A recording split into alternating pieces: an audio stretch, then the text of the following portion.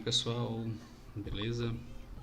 Hoje nós vamos falar sobre o poder de fogo da economia estadunidense à economia contemporânea dos Estados Unidos. Vamos mais uma vez dar continuidade na nossa proposta inicial, falando sobre os Estados Unidos e como os Estados Unidos se consagra a essa hiperpotência, pegando como pressupostos básicos o material didático.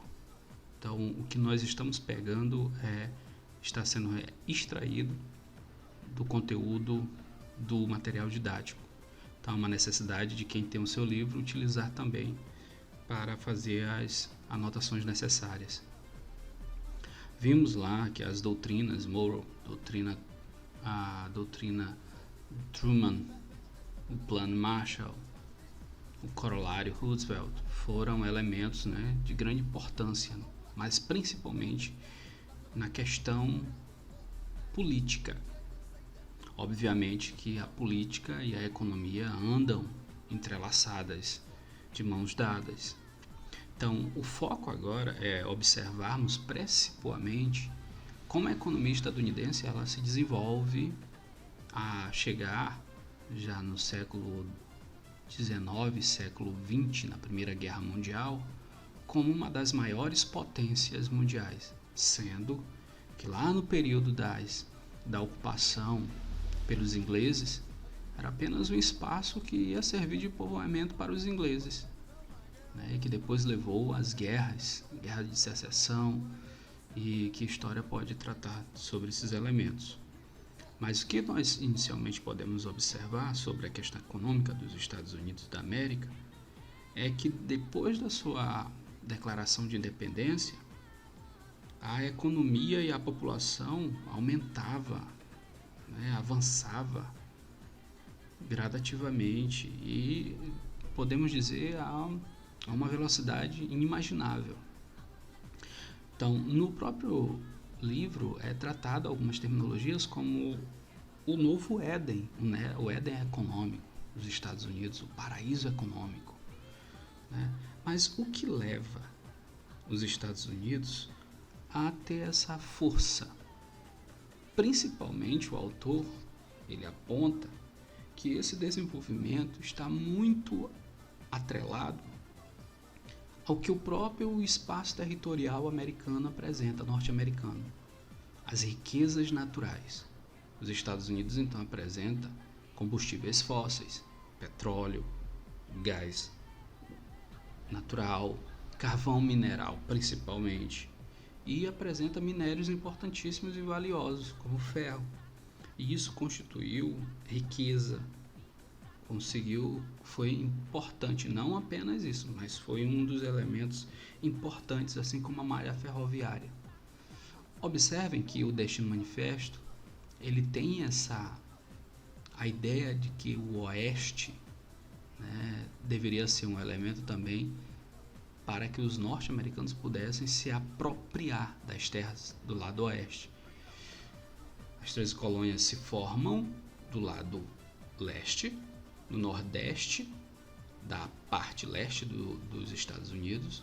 A parte oeste, então, depois é ocupada e descoberta toda essa gama de elementos naturais, de recursos naturais.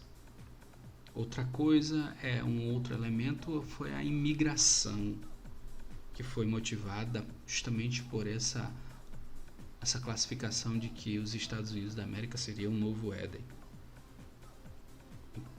E até hoje, nos dias de hoje, as pessoas, quando se fala em questão de emprego, o país que é o país dos empregos, do capitalismo, são os Estados Unidos da América, que representa emprego de mão de obra, mercado em expansão. A emergente indústria estadunidense também teve nos impostos sobre importação a proteção contra a concorrência estrangeira. É o chamado de protecionismo econômico. Então, é uma prática política que os norte-americanos, os presidentes, sempre agiram para proteger a economia americana. A Primeira Guerra deu um grande impulso para os Estados Unidos, para as indústrias. A Segunda Guerra se repetiu muito mais com a venda de insumos na guerra, Na década de 20, o mercado consumidor do país estava inundado com gêneros de consumo dos mais variados. O que crescia? Rádios, refrigeradores, lavadoras, motocicletas, automóveis. Nós temos lá a indústria Ford, né, que se desenvolveu muito nesse período. Cresceu significativamente a indústria cinematográfica, capaz de difundir o American Way of Life, a ideia da primeira doutrina que nós falamos, da doutrina Monroe. Esse crescimento louco, né, deu um boom econômico importantíssimo para o desenvolvimento dos Estados Unidos. Mas em 1929 houve a grande crise, a grande depressão. Essa grande depressão, ela acaba tendo algumas causas. A primeira causa, a superprodutividade ou a superprodução. A segunda, o encolhimento do consumo. A terceira, a ausência do Estado. E a quarta, que levou à depressão, o crash ou crack na Bolsa de Valores de Nova York. Crash, a quebra. Então, a superprodução, o aquecimento da economia estadunidense levou a uma superprodução na agricultura. Havia excesso de trigo, mas não tinha compradores para esse produto. Encolheu-se então o consumo. Durante anos, a economia levou ao superlucro dos empresários, mas ao mesmo tempo não aconteceu isso com os salários da população, o que não aumentou, não acompanhou o ritmo dos lucros. A indústria crescia, mas não havia compradores. A ausência do Estado, né, levada ao pé da letra, a doutrina do Adam Smith, o liberalismo e discurso contra o Estado, cada empresa era praticamente livre para ver o que bem entendia, para fazer o que bem entendia junto ao mercado, sem ser importunado por intervenções estatais. E isso, logo depois, Franklin Delano Roosevelt declara o New Deal, um novo acordo sobre isso. Há então aí uma intervenção com o viés mais keynesianista, o Estado dentro do capitalismo gerenciando. E o crash na Bolsa de Nova York em 1929, o valor das ações despencou. Os investidores quiseram vender, mas não acharam compradores. O resultado foi desvalorização total. As empresas em queda, o empresariado deixou de investir, a produção caiu e veio a demissão em massa, acompanhado de falências em efeito dominó. Indústrias recorreram ao empréstimo de bancos e não conseguiram pagá-los. Os bancos também deixaram de receber o que emprestaram, faliram. Lembrem-se, no segundo ano, no primeiro, é trabalhado de capitalismo monopolista e financeiro. A indústria juntamente com os bancos. Então os bancos falem, as empresas produzem e não têm para quem vender, eis a grande depressão. O dólar também deixou de receber. O dólar virou pó. Empresários ficaram pobres do dia para a noite, da noite para o dia. E muitos, né, acabaram se suicidando porque não tiveram como suportar essa situação. Então, aos moldes keynesianistas, como eu acabei de falar, em 1930 foi elaborado por Franklin Delano Roosevelt o New Deal, uma intervenção maior do Estado na economia. Então, houve mais, parece que com a epidemia, né, nós estamos agora vendo novamente que a força das empresas não é tão grande assim. O Estado necessita interromper em algumas situações sociais. A economia contemporânea dos Estados Unidos, hoje, já nessa segunda metade do século XXI, os Estados Unidos continuam sendo aquilo que foram durante o século XX. A maior economia do mundo. Isso se dá por conta do PIB, né, em 2000. E eu falei do PIB para vocês na última aula, que o PIB dos Estados Unidos em 2018 estava na ordem de 20 trilhões. Então subiu de 2015 de 17 trilhões para 20 trilhões. representando cerca de 25% da economia mundial. A balança comercial ela é vista a partir da análise de importações e de exportações. Então, os Estados Unidos acabam exportando mais do que importando mais. Essa é uma pauta importante. A balança comercial é igualmente grande, apresenta a terceira maior pauta exportadora, depois da China e a Alemanha, e é o maior importador também. Sobre os Estados Unidos como potência agrícola, vamos tratar rapidamente sobre isso. Como a China, os Estados Unidos acaba dividindo a condição de maior potência agrícola do mundo. Não somos nós que temos grandes áreas, temos mais de 8.511.000 km², mas não usufruímos porque algumas terras, o solo, em alguns lugares não são adequados. Mas os Estados Unidos conseguem ter grandes áreas de extensão agricultáveis.